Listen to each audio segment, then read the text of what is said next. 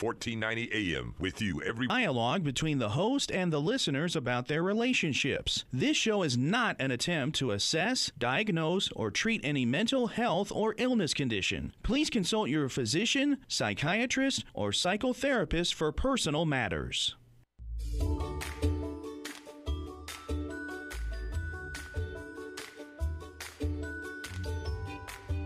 Inner Voice, a heartfelt chat with Dr. Foojan. Hello, everyone. Welcome to the Inner Voice Show. I'm Dr. Foojan Zeine, and I have Sean in studio. This is a show about what matters most in our life: our mind, our thoughts, our feelings, actions, relationships, and our fulfillment in this beautiful journey of life. So in this show, I'll bring you the latest research on the acceptance of interfaith marriage and interracial marriage in America from Pew Research. And then I will speak to Rolonda Watts. She's a podcast host. She used to be a TV host. She's an actor. And now she's an author of Destiny Lingers. You can call us on the studio line to talk to both Rolonda Watts and I, 951-922-3532. And we'll be right back with the tip of the week.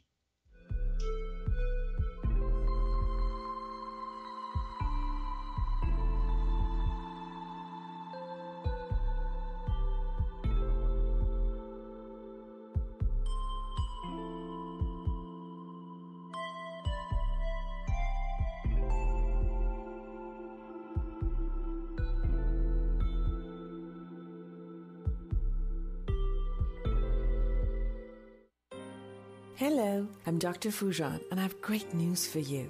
I'm offering a special time-limited offer to anyone who's interested in online therapy or coaching sessions. I've developed the awareness integration model, which allows in only 12 weeks to raise your self-esteem and confidence and let go of your thoughts and emotions that produce depression and anxiety for you. So call today to schedule your online session and save $600. Call me today at 818-648-2140. That's 818-648-2140. Or go to www.foojan.com.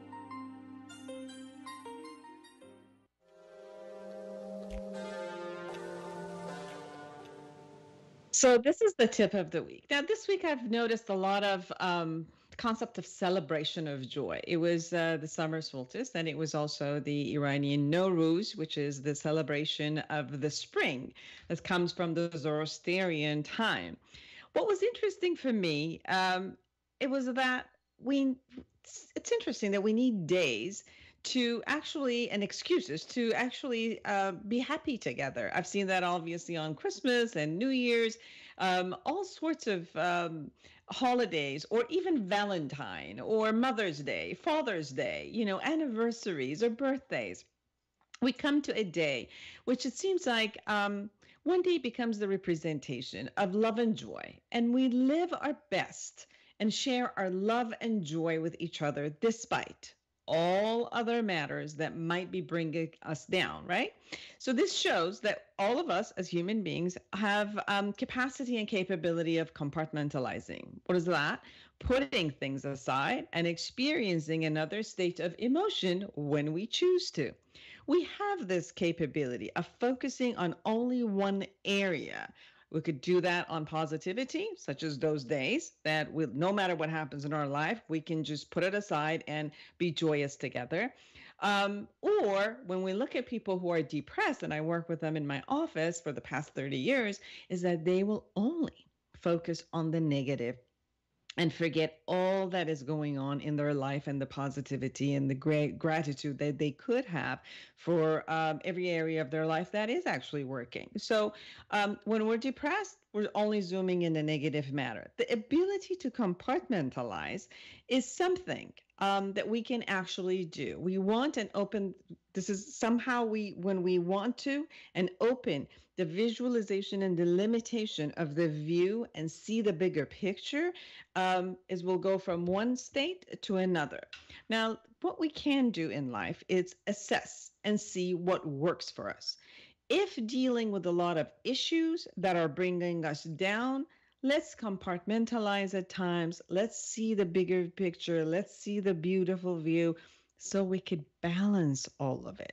And if in our life we're doing numbing and we don't want to experience any of the negative and we're running away from the problems or we're running away from responsibilities, maybe we could compartmentalize that and come back and spend some hours of the day looking at problem solving and creating what we actually need to do in order to balance our life. The point that I'm trying to say and to make is where we put our focus is what we experience at that moment. And we have the capacity to focus from the positive to the negative, and we have the capacity to do this as a balance in life. And in order to be healthy mentally, physically, and emotionally, we have to come to that type of a balance. So let's create that. Let's create the balance for ourselves. Let's look at what you do in life and switch it. Try to switch it because you can. You have the ability to, and go back and forth until you gain this type of a balance throughout the day and throughout the week, which you've got all of it. All right. We're going to come back and talk about a research. And intermarriage grows more prevalent in the United States. So Americans are actually marrying interracially, interfaith, and they're also thinking this is okay. So we'll be right back with the latest research.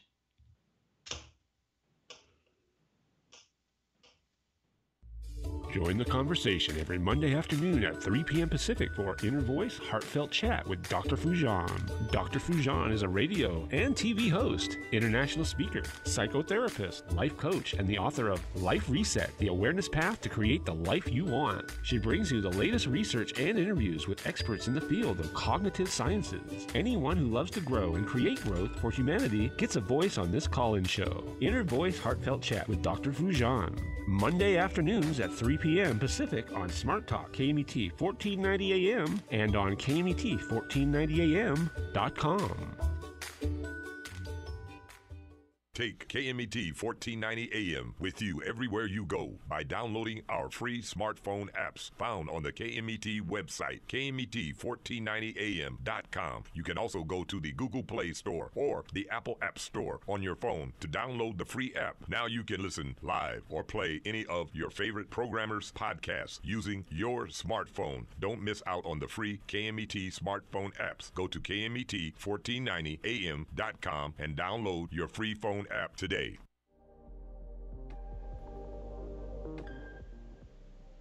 So the latest research from the Pew Research says that as intermarriage grows more prevalent in the United States, the public has become more accepting of it. A growing share of adults say that the trend toward more people of different races marrying each other is generally a good thing for American society. At the same time, the share saying that they would oppose to a close relative marrying someone of a different race has fallen dramatically.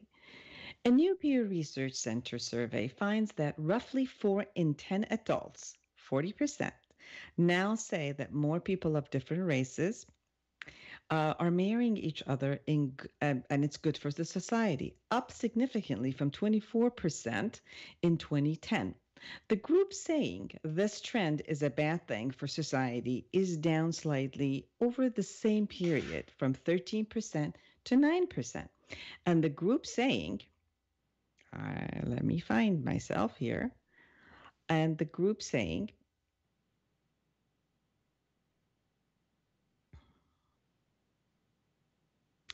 and the people, different races marrying each other is good for the society, up significantly from 24% in 2010. That the group saying this trend is a bad thing for society is down slightly over the same period from 13% to 9%. And the group saying it doesn't make much of a difference for society is also down from 61% to 52%. Now, most of this change occurred between 2010 and 2013. Opinions have remained essentially the same since then. Attitudes about interracial marriage vary widely by age. For example, 54% of those aged 18 to 29 say that the rising prevalence of interracial marriage is good for the society, compared with about a quarter of those ages 65 and older. So, in turn, older Americans say more likely to say this trend doesn't make much difference or that it's bad for the society. Here are the differences by educational attainment. Americans with at least a bachelor's degree are much more um, in favor and much more likely than those with less education to say more people of different races marrying each other is a good thing for the society. 54% of those with a bachelor's degree or more versus 39% of those, which is a college degree and actually less than having a high school diploma. Men are more likely than women to say that the rising number of interracial marriages is good for the society. That's interesting. While women are somewhat more likely to say it's a bad thing or it doesn't really make a difference. This is again a change from 2010 when men and women had almost identical views. So as the years going along, men are more in favor of that. Blacks, 18% are more likely than whites, 9%, and Hispanics, 3%, to say more people of different races marrying each other is generally a bad thing for the society, though there are no significant differences by the race or ethnicity on whether it is a good thing for the society. Now, among Americans who live in urban areas, 45% say this trend is a good thing for society, as do 38% of those in the suburb. Lower shares among those living in rural areas share this view also. In turn, rural Americans are more likely than those in urban or suburban areas to say interracial marriage doesn't make a difference actually for the society.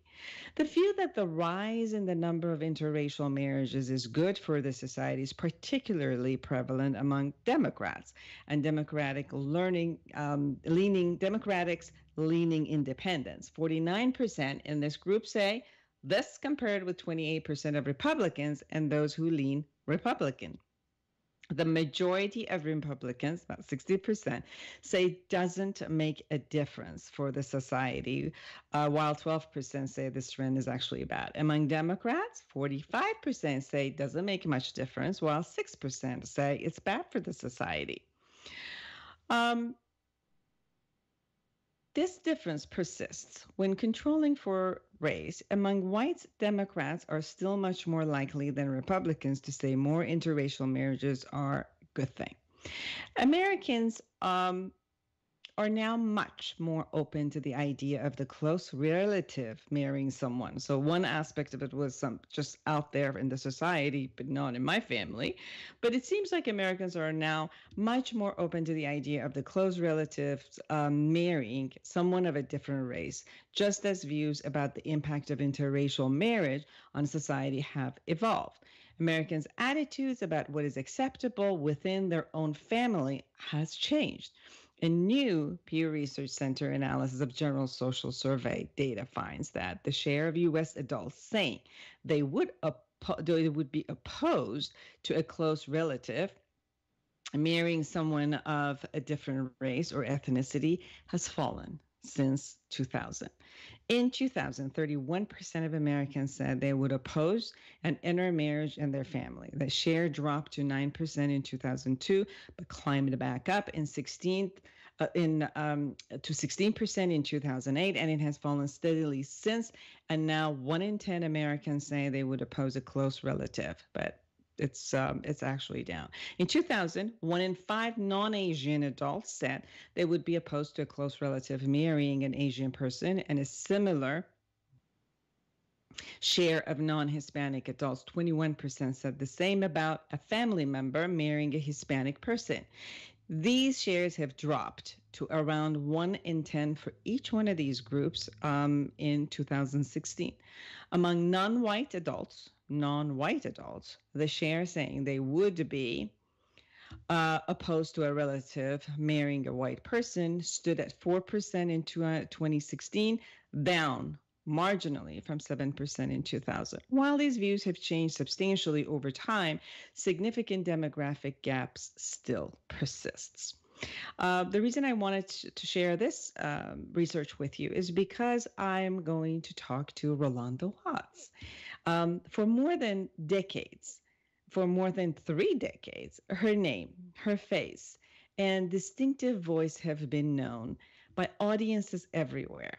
Now, thanks to her many award-winning works in television, radio, film, digital media, comedy, and her new book, a romance novel called Destiny Lingers, which we're going to talk to her about this, and it's actually a bit about the intermarriage and interracial marriage and relationship.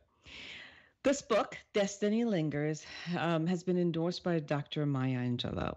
The National Book Club Conference awarded Rolonda with the Babe Moore Campbell Award for Excellence in Storytelling. She's also received the Editor's Choice Award as well as a Rising Star Award. Most known her by her one name, Rolonda, under which she launched her own internationally syndicated talk show for 4 years in 1994 and produced by her Watts Works and King World Productions. Rolonda began her television career as a local CBS News reporter, North Carolina, before joining New Jersey Network, WNBC TV, and later WABC, Eyewitness News in New York, where she served as an investigative news reporter and an anchor. Rolonda later hosted Lifetime Television's talk show Attitude, before joining Inside Edition as weekend anchor, producer, and senior correspondent. Then Roger King made Roe an offer she just couldn't refuse, her own internationally syndicated TV talk show, Rolonda. Rolonda's deep, rich, and raspy voice is one of the most recognized in the business, serving as an announcer of for Divorce Court, Judge Joe Brown. In animation, Rolonda stars in animation. Rolonda stars with Tyler Perry in his first animated movie, Tyler Perry's Media's Tough Love, Lionsgate, and voiceovers of the role of the Professor Wiseman in Curious George and Universal. She's also the voice of Champion. I gotta say this right, Ilaoi in the video game League of Legends.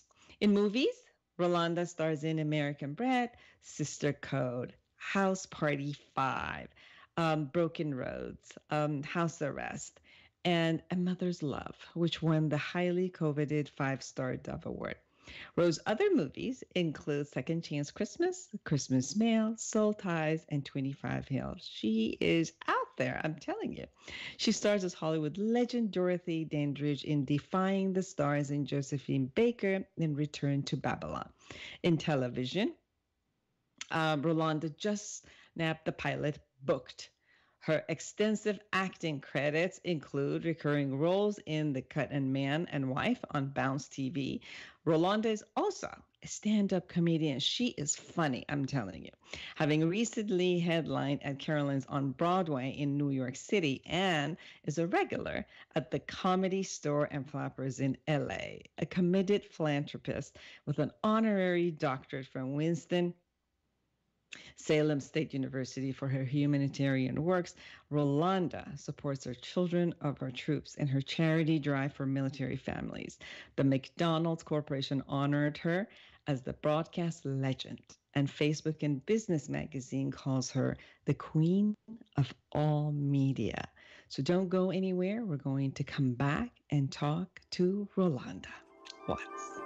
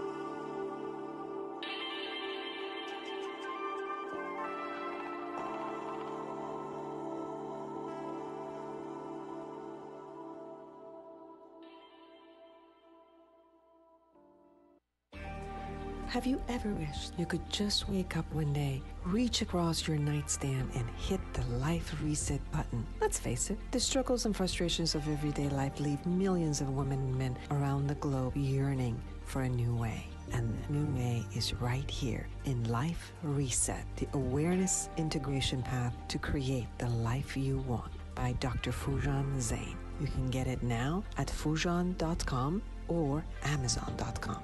Life Reset, the awareness integration path to create the life you want. You deserve it.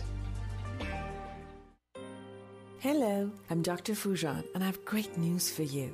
I'm offering a special time-limited offer to anyone who's interested in online therapy or coaching sessions. I've developed the awareness integration model, which allows in only 12 weeks to raise your self-esteem and confidence and let go of your thoughts and emotions that produce depression and anxiety for you. So call today to schedule your online session and save $600. Call me today at 818-648-2140. That's 818-648-2140, or go to www.foojan.com. Join the conversation every Monday afternoon at 3 p.m. Pacific for Inner Voice Heartfelt Chat with Dr. Foojan. Dr. Foojan is a radio and TV host, international speaker, psychotherapist, life coach, and the author of Life Reset, the awareness path to create the life you want. She brings you the latest research and interviews with experts in the field of cognitive sciences. Anyone who loves to grow and create growth for humanity gets a voice on this call-in show. Inner Voice Heartfelt Chat with Dr. Foojan. Monday afternoons at 3 p.m. Pacific on Smart Talk KMET 1490 AM and on KMET1490am.com.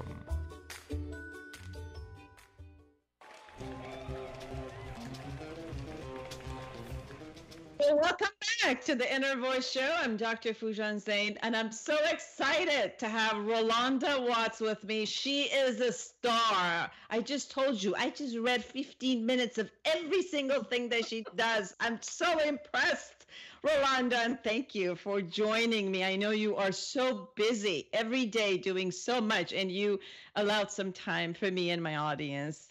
Well, you are very special to me, and I appreciate that, and the 30-minute introduction. Listen, I feel like I've lived long enough.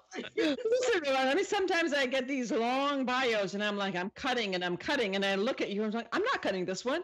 No, I'm not cutting this one. This is also important. Everybody's got to know. I mean, everybody probably already knows you, but I just wanted to share everything with you. It is so sweet to have you. And my God, Destiny Lingers. Yeah. This is your latest book that has a lot of you in there. So share with us. It's a creative nonfiction romance, right? It's a suspense novel. Right. And I love that Amazon is calling it a romance suspense novel, which is really nice because the guys are getting into it too. You've got a cop and you've got a journalist and just a lot of juicy stuff like hostage situations and hurricanes. But it is a creative nonfiction, which means it is based on a lot of truisms, but the beauty about creative nonfiction is you can make things end or begin or get juicy in the middle the ways that it didn't really happen. Like, for instance, there is a hostage situation, and I really did help negotiate a hostage situation when I was a reporter in New York City. But it didn't end half as dramatic as it does in the book, or else I'd have my 10 Emmys sitting on the mantle right now. But it's an adventure. You know, it's about an investigative news reporter covering every story in New York City except her own life until she finds this long strand of red hair in her husband's bed pillow. And only red hair is her best friend. You know where that's going to go. But she goes and meets her first love when she goes home to get her head together, who was this kid she was in love with but couldn't be with because of segregation. So it's not only a romance, it deals with a lot of the social issues we're still dealing with today, like race and class. Actually, it's interesting because you and I, when we were in India, I met you in India. And when we were there with Sister Jenna, American Meditating Radio hosted that trip. And I know that you and I and all of our group had a lot of conversation about the racial differences. And and I got educated by you a lot. And some of it is that I don't think everybody really has the education. I think that we all have our own opinions about things, and we probably, I'll say about me, maybe I know about 1% of what is given to me in the media, and not necessarily have taken the opportunity, and because I think everybody's busy and they only look at the things that they're relating to in the areas of race. And I remember that the conversation about foreigners right now is a lot. Immigrants is going on a lot.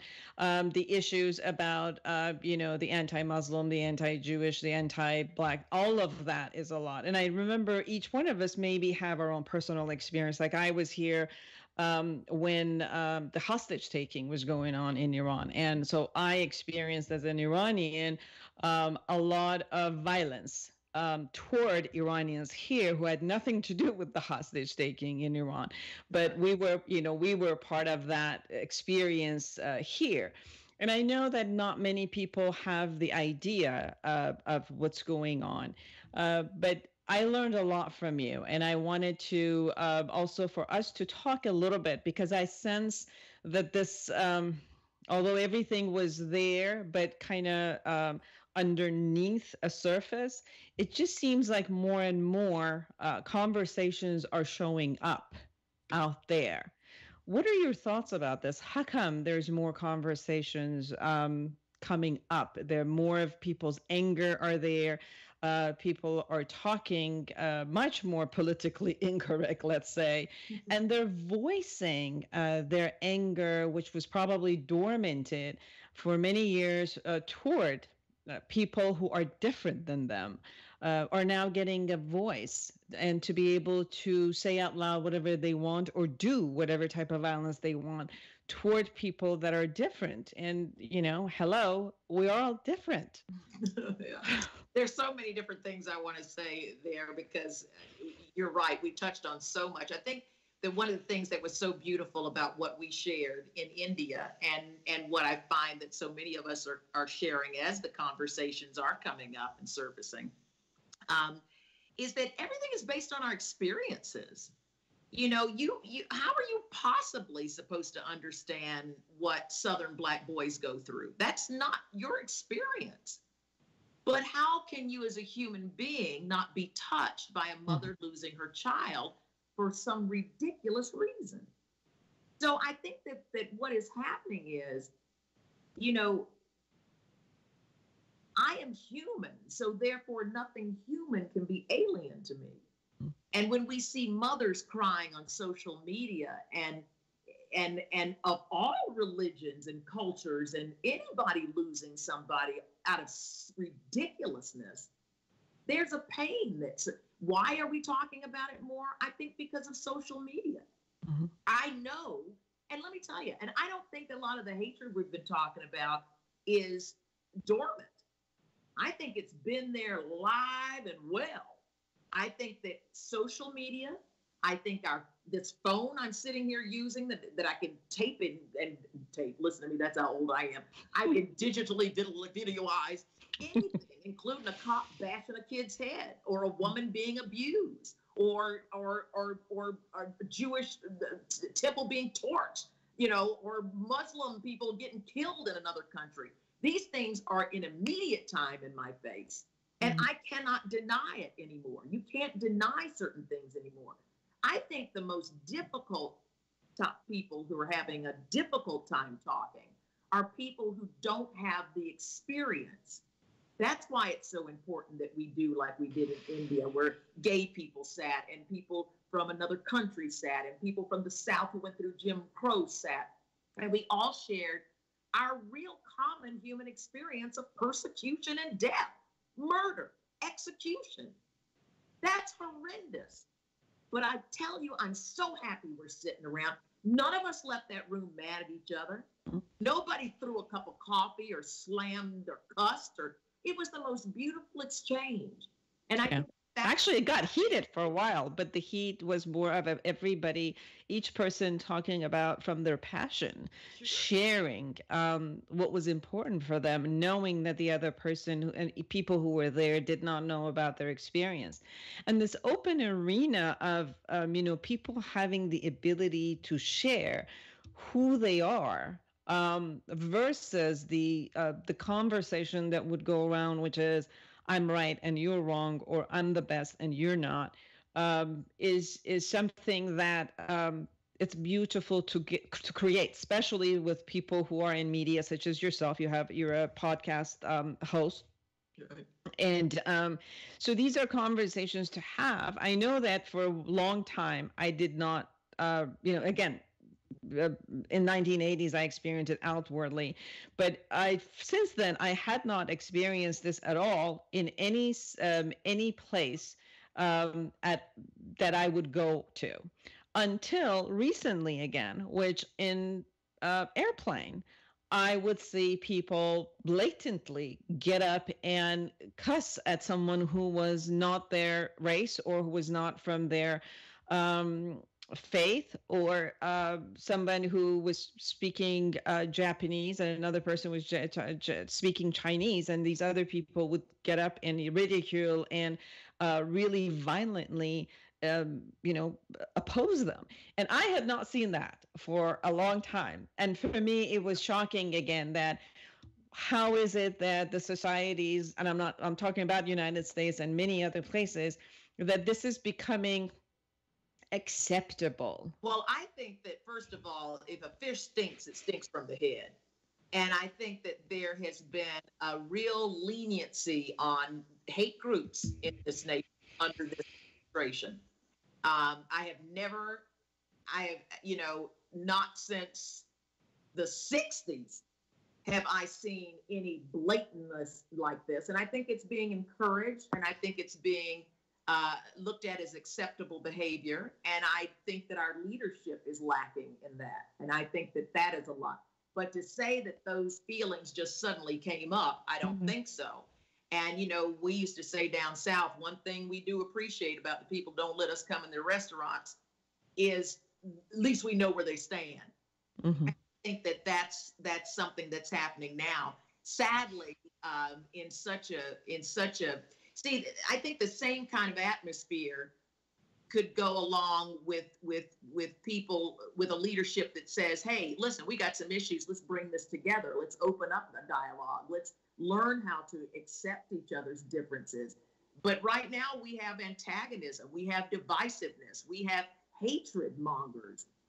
People who are saying, well, there's some good people on both sides. When, you know what, that's not quite the thing that needs to be said sometimes when people are getting killed. So we've got some real issues that we really have to acknowledge. And here's the thing. This nation is built on barbaric behavior, from slavery to Jim Crow to Me Too movements, to go on and on and on. And so for us to sit up here and act like we're the OK Corral is ridiculous. We have to be able to acknowledge, accept the fact that we are a problematic nation that is built on racism and disrespect for human life. Let's deal with that first, and then we'll be able to have progress. I mean, I think it's irresponsible to say that we haven't come a long way, just as irresponsible as it is to say that we don't have a problem anymore. So we have on both sides of the fence, especially in this nation, where the very fabric of this nation is racism. I think taking responsibility, Rolonda, is very important. Taking responsibility of what is.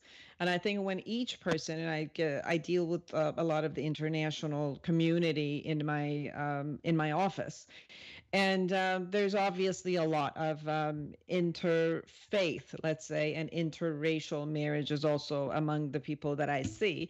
And you can see, it's interesting that this concept, when you know someone up close, personal, we're human, and I feel you, you feel me, I share your story. There's so much of us which is similar, and there's so much of us which is different. and we yearn to get connected through our similarities and enjoy each other in our differences. And then the minute that you're no longer up and personal, and you become a category of so and so, whether you're black or white or yellow or Jewish or Muslim or Christian or from this country or that country, suddenly there's this kind of a boxed concept of categories that you belong to, and then I get to say whether I like you as a category or not. And it seems like when the categorizations happen, we depersonalize, and therefore I can do whatever I think I can to the category, because you're no longer a human being, you're just a category. Right. That's right. And categories, like you said, are already been prejudged. That's why they're called categories. Yes. People, and I think it is and that's what prejudice is, the prejudgment. I mean, I just remember the conversations that we had and how much I learned about Iran and how much I learned about the tolerance over there. That was shocking to me as the Jim Crow era was to you. But the one thing that we did have in common was that we will not stand by as long as people are being, well, let's just call it what it is. Murdered, disrespected, burned up, hung by nooses, castrated, raped, call it what you want. As long as human life is at the limb, then who are we as human beings on this earth? What are we here for? Right. So I think a lot of us are starting, sometimes the pendulum has to swing both ways. And as I always say, crap helps gardens grow. Sometimes we have to go through the difficulty and the ugliness so that we see where we really are and we really see the work we have to do. And when I turn to the right and I turn to the left of me, I see people of all colors and genders joining the fight. These are my allies. I have white allies. I have Latino allies. I have men allies for my women movement. And I think as long as we keep collecting allies of a common thought, we'll be moving in the right direction. I agree. I would also hope and suggest that if we keep being in the same category, and I know there was a research that was recently done that they said they put people in a different type of a polarity of the political movement together, and they kept feeding them the same thing over and over again. And actually, when they came out of that week, they were more polarized versus being sick and tired of it and wanting to grow. So taking from the same concept of the social research, it would be interesting for each one of us to at least attempt to start befriending or socializing with someone who's totally different than us. Right. And consistently, expand our friendships, our family members into, people who are completely different, just to learn to bring this category into a personalization, to know that I know this human being who is different in this way. And now it's personal for me. But it's also an exercise. I mean, I had a wonderful guy by the name of Dr. David Comp. I call him the race doctor. He's also called the dialogue guy. And he does this whole thing where he goes into corporate America and talks in particularly to white allies of the movement, just because whites tend to have a very difficult time talking about race because it's not their experience.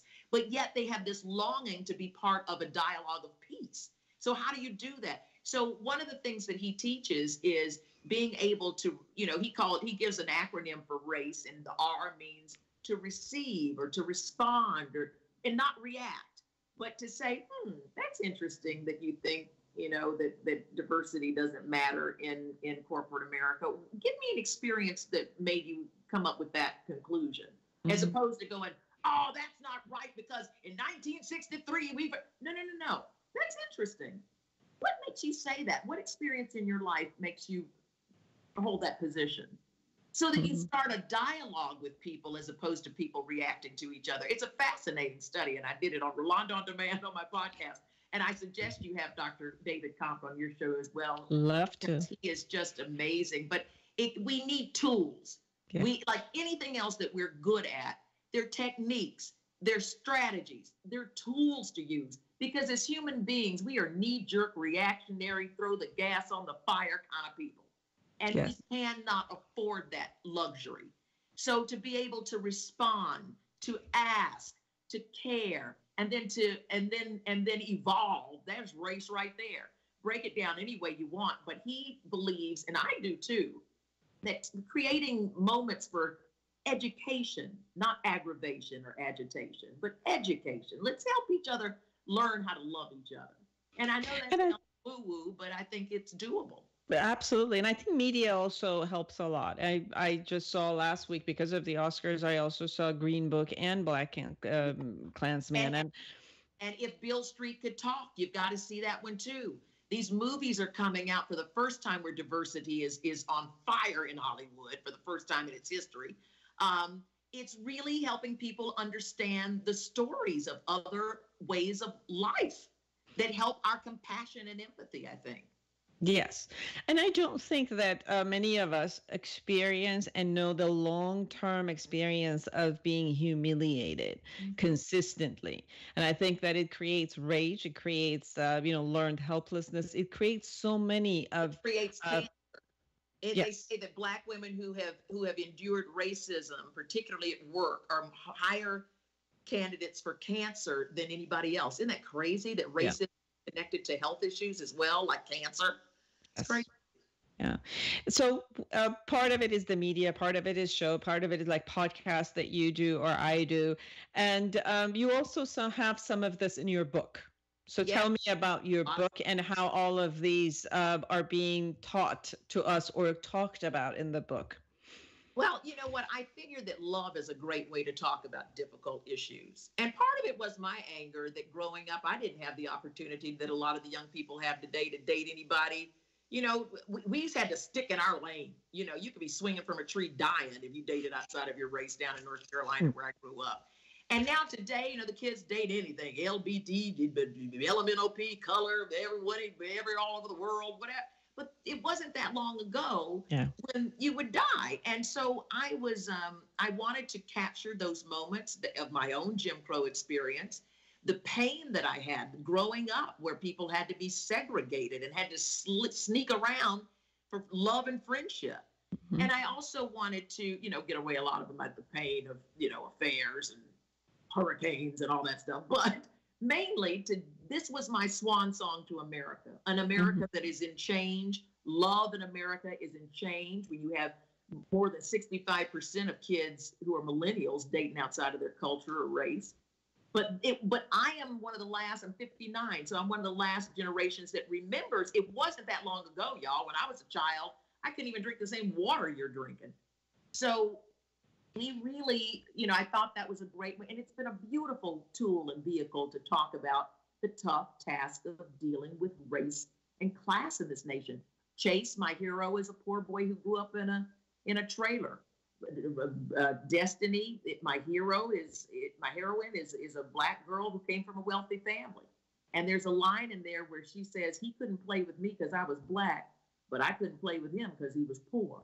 Mm-hmm. And that's the stuff we're dealing with today. Chase is the voice of many angry young white boys. Mm-hmm. But Chase decided not to take that position. And they both come from racist, classist parents. They symbolize a generation that's saying, no more. We're not going to have this in our house. We're not going to do that. We're not carrying on racism into another generation. And I really think that's what's happening a lot in this generation. A lot of us are saying no and having to learn how to deal with racism in our own families. Yeah. There's also this question that shows up for me a lot of times, which is whether it's about, the racism or other factors, it's the truth where someone who has gone through the same experience, one person stays in that learned helplessness, and then another person tries and shifts and moves. And look at yourself, right? Coming from facing a lot of these matters, you still had the ability to go to the school, go to Columbia, get your honorary doctorate. You went on, you had your own show. This is where you are today. And part of our conversation, even in India, was, well, look at Obama. he became a president in the same country that we're experiencing all of this, there was an opportunity for this man to be there. And what is the difference? What happens inside of you that with all the pain and suffering that not only as a person, but as a community, as a history is there, what happens inside that one person or two person or many get up? Well, I think first of all is recognizing that racism is systemic and that this is something that has been from the very beginning of our nation, and sadly, and I do believe it has taken an incredible psychological toll on groups of people. There's no question about that. I mean, you've got everything from redlining and some of the policies that are set up that are so racist, including our justice system, which is just modern day slavery. And I think that, you know, a lot of opportunities based on those policies have been thwarted for a lot of people. I come from a very good family. Education was always tantamount to us. And I worked my can off for scholarships and fellowships and the rest. I think that there are opportunities for everyone, but I also cannot deny the fact that there have been many opportunities denied. We just saw some little rich people in Hollywood paying off to get in. You know, a lot of people who look like me don't have that kind of money to be paying colleges to get up in there when you don't do the work. And so this is stuff that's been going on forever and ever. Yeah, there are a lot of people who stop the pity party, okay? Give yourself 15 minutes and then pull yourself up by the bootstraps and get on out there. And for a lot of people, that could be said. There are a lot of other people who are caught up in this system that was designed to keep them down. And I think that does make a lot of the difference too. I mean, we cannot deny that you can't just have generations and generations of people who come out of downwardness and expect them to compete on the same level as people who've been privileged for 250 years. That's just a ridiculous concept. And to deal with that, we're not going to get as far as I think all of us dream. All of us want this crap over with, for goodness sakes. Absolutely. And I think sometimes it takes enough people to come up to create the tipping point. So what? It takes a village. It takes a village, yes. Raise them high. Yes. And I think that there has been that village is getting created in the media and in politics and in all of that enough people are coming to a space where, African American, they're coming to a space where they can say, I am strong enough here where I can voice, where I can bring these type of education to the world. And I think that also helps. It's like, what is it that you can do to come up and then support and help? And that's the conversation that we were trying to have. And I think conversation is the main thing. To create dialogue instead of hatred and spewing out bad names, then we at least have a little bit of a chance. I think, anger is one letter away from danger. And I like that. Angry people around here. And I just think if we could just start using those tools of responding, not reacting, of asking instead of questioning, of compassion instead of bashing, we will evolve as a nation. Yes, I think so. Also, now I want to talk about you. Okay. You have a recurring role in the Criminal Minds as Dr. Melissa Myers, the forensic pathologies, and you just wrapped that show. Yeah, Criminal Minds, 14 years. They finally hire me as a medical examiner, the forensic pathologist for the FBI, Dr. Melissa Myers. And then the show ends. After 14 seasons, they're in the show. But this year, I have been in 2 episodes, so please check it out. You can go online. I'm on demand, Rolonda on demand. Beautiful. And now also a new movie, The New Girl in Lifetime. Yes, I just wrapped, and I have something to break to you. I just wrapped a movie called The New Girl, which is going to be in Lifetime a few months from now. At least take a while. And I just got word today I landed another movie playing a psychiatrist. I play a psychiatrist in this thriller, And in New Girl, I play the principal in that thriller. I don't know why I'm getting in these thriller movies, but they're really popular now. So yeah, I'm really excited about that. And I got a stand-up comedy show coming. If you're I know, April 20th. April 20th at the Ice House. So come on out. You know, it's my alter ego. Absolutely. Now you are funny. I heard you put it. So tell us all about your podcast. I love my podcast. You know, from the bedroom to the boardroom, I got you covered.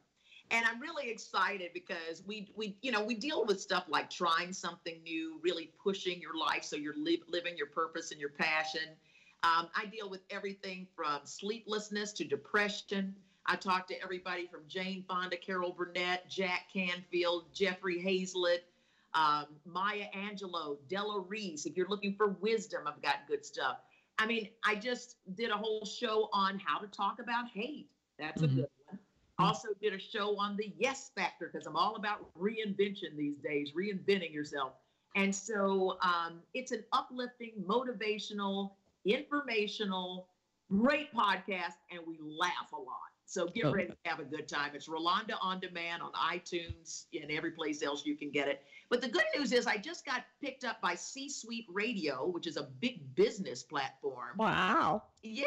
So I'm really excited because, you know, everything's business. We talked about the business. I talked about our trip to India, meditation with Sister Jenna. Yeah. And you have to come on my podcast now. You know that. Love to. Yes. And we'll continue this conversation. That's a good one. Yes, absolutely. Yeah, I mean, I was, we were supposed to talk, and I remember I went to a wedding a couple of days ago, and it was just a joy to see everyone from every culture, every religion you can ever imagine, every culture, all the cultures that are supposedly in war together. Right. There, dancing, loving each other, being together.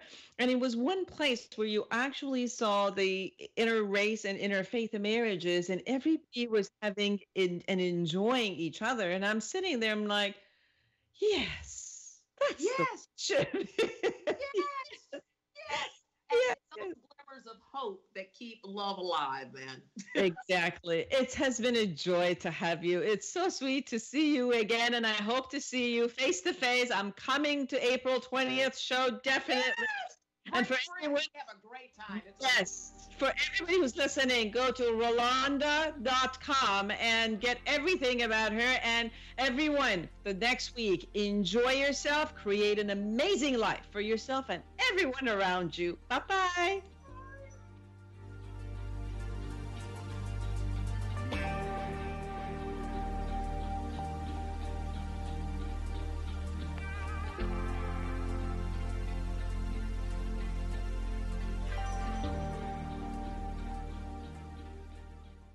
The Inner Voice Show is a dialogue between the host and the listeners about their relationships. This show is not an attempt to assess, diagnose, or treat any mental health or illness condition. Please consult your physician, psychiatrist, or psychotherapist for personal matters. News, talk, and sports for the Inland Empire. AM 1490 KMET, Banning, from Beaumont, ABC Redlands. News. I'm Daria Albinger. Celebrity lawyer Michael Avenatti is in custody in New York for allegedly threatening a famous sneaker company. Michael Avenatti is accused of threatening the end of Nike if the company didn't pay him tens of millions of dollars. Avenatti allegedly claimed he had information that the company was paying the families of high school basketball players, and U.S. Attorney Jeff Berman alleges if Nike didn't pay Avenatti to go away, Avenatti said he would hold a news conference to ruin Nike. Avenatti made clear that he expected to be paid up to $25 million. And here in California, in a case filed almost simultaneously, Avenatti is accused of embezzling over $1 million